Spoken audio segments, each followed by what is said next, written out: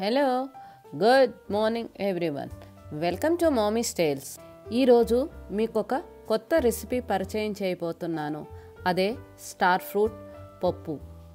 Star fruit rich in vitamin C, lot of fibre, weight loss మేనేజ్మెంట్కి బాగా help చేస్తుంది.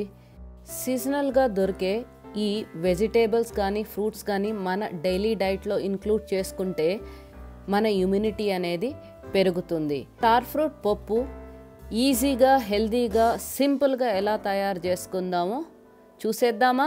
ముందుగా ఒక ఎంటీ కుక్కర్ తీసుకుని దాంట్లో టీ కప్పు కందిపప్పు వేసుకోండి. దాంట్లో తగినన్ని నీళ్లు పోసుకుని శుభ్రంగా 2 సార్లు కడుక్కోండి. కుక్కర్లో 1 కప్పు కందిపప్పు వేసుకున్నాం. 1కి 3 చొప్పున నీళ్లు పోసుకోండి. Perfect measurements. ఒక పెద్ద ఉల్లిపాయ ముక్కలు వేసుకోండి.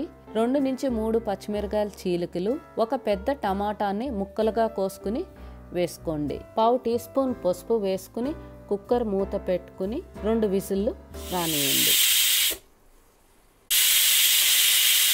2 స్టార్ ఫ్రూట్ని స్లైసెస్గా కట్ చేసుకోవాలి.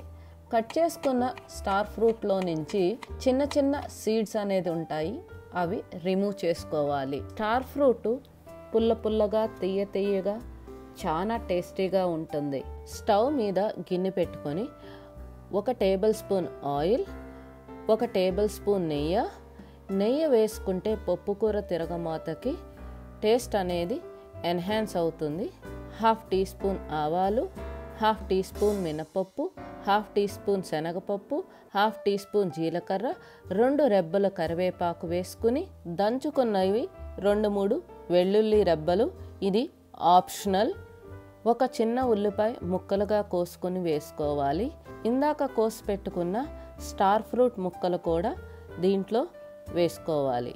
1/2 టీ స్పూన్ పసుపు వేసుకుని 2-3 మినిట్స్ వరకు చక్కగా మీడియం సైజ్ ఫ్లేమ్లో పెట్టుకుని వేయించుకోవాలి. స్టార్ ఫ్రూట్ వాటర్ కంటెంట్ ఎక్కువ ఉంటుంది కాబట్టి ఇట్టే మగ్గిపోతుంది. 1 టీ స్పూన్ మెత్తనుప్పు వేసుకుని 50 ml వరకు వాటర్ పోసుకుని మొత్తం అంతా ఒకసారి మిక్స్ చేసుకున్నాక మూత పెట్టుకుని 5 నిమిషాలు మగ్గనివ్వాలి. 5 నిమిషాల తర్వాత మూత తీసుకుని చూస్తే చక్కగా స్టార్ ఫ్రూట్ ముక్కలు అనేది ఉడుకుంటాయి.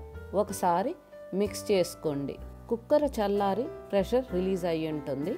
ఇప్పుడు పప్పు గుత్తితో ఒకసారి బాగా ఇలా మెదుపుకుని పక్కన పెట్టుకోండి.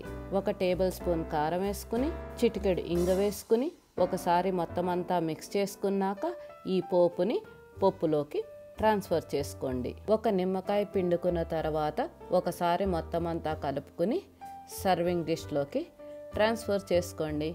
అంతే అండి, easy and tasty star fruit పప్పు రెడీ అయిపోయింది. I hope you like this video. See you in the next video. Until then, bye-bye.